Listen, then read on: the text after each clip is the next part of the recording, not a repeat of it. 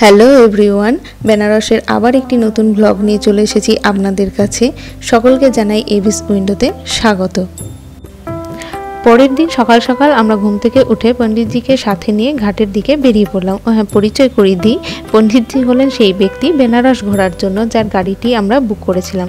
উনি আমাদের বলেছিলেন বাইকে করে বেনারসের অলিগলি রাস্তাগুলি ঘুরে দেখার জন্য, তাই আমরা সেদিনই বাইকে করে পণ্ডিতজিকে সাথে নিয়েই রওনা দিলাম ঘাটের দিকে। সকাল সকাল বেনারসের এই অলিগলি ঘোরার অনুভূতিটাই অন্যরকম।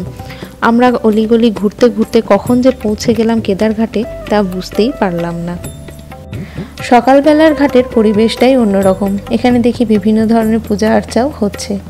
ঘাটের চারিপাশটা ছিল বেশ পরিষ্কার পরিচ্ছন্ন। এছাড়াও দেখলাম ড্রেস চেঞ্জের রুমও রয়েছে।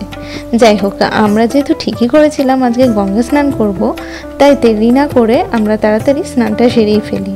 স্নান করে শ্রী গৌর কেদারেশ্বর মন্দিরে প্রণাম করে আমরা হোটেল ফিরে আসি। হোটেলেই টিফিন করে তাড়াতাড়ি রেডি হয়ে অটো নিয়ে বেরিয়ে পড়লাম আমরা বেনারসের আরও মন্দিরগুলি দর্শন করতে। তো প্রথমেই আমরা চলে আসি কাশী হিন্দু বিশ্ববিদ্যালয়, যা বেনারস হিন্দু বিশ্ববিদ্যালয় নামেও পরিচিত।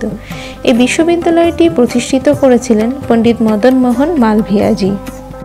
এই ক্যাম্পাসের ভিতরে দর্শনার্থীদের যে এত ভিড়, তার প্রধান আকর্ষণ হলো নতুন বিশ্বনাথ মন্দিরটি, যা সবার কাছে বিড়লা মন্দির নামেও পরিচিত। এখানে সকালের দিকে এলে অবশ্যই 12টার মধ্যে আসার চেষ্টা করবেন। মন্দিরটির চারিপাশে ঘুরতে ঘুরতে আমরা মন্দিরের ভিতরে প্রবেশ করলাম। ভিতরের ইন্টেরিয়রটি আমার তো বেশ সুন্দর লেগেছিল। প্রতিটি দেওয়ালে পবিত্র ধর্মগ্রন্থের দৃষ্টান্ত খোদাই করা আছে, যা পুরনো শিল্পের মহিমা দেখে সবাইকে অবাক করে দেয়। এরপরে বাবা বিশ্বনাথের দর্শন পেলাম। তখন ওনাকে স্নান করানো হচ্ছিল। এই মন্দিরের ভিতরে আরও 9টি মন্দির আছে, সেগুলির দর্শন করে আমরা বাইরে বেরিয়ে এলাম। বাইরে এসে দেখি খুব সুন্দর সুন্দর পেন্টিংও বিক্রি হচ্ছে। এছাড়াও ছোট ছোট গিফটের দোকান, বইয়ের দোকান, খাবারের দোকানও রয়েছে। ঘুরতে ঘুরতে আমাদের চোখে পড়লো একটি দোকানে স্পেশাল মালাই লস্যি তৈরি হচ্ছে। এখানে এসে এর সুযোগ কি ছাড়া যায়, তাই আমরা তেষ্টা মিটিয়ে নিলাম এই মালাই লস্যি দিয়ে। খেতে মন্দ ছিল না।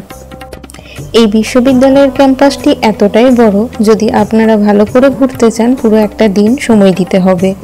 আজকের মতো ব্লগটি এখানেই শেষ করছি। দেখা হচ্ছে তোমাদের সাথে পরের ব্লগে। ভিডিওটি ভালো লেগে থাকলে প্লিজ লাইক অ্যান্ড কমেন্ট। হ্যাঁ, সাবস্ক্রাইব করতে ভুলো না কিন্তু। Thank you.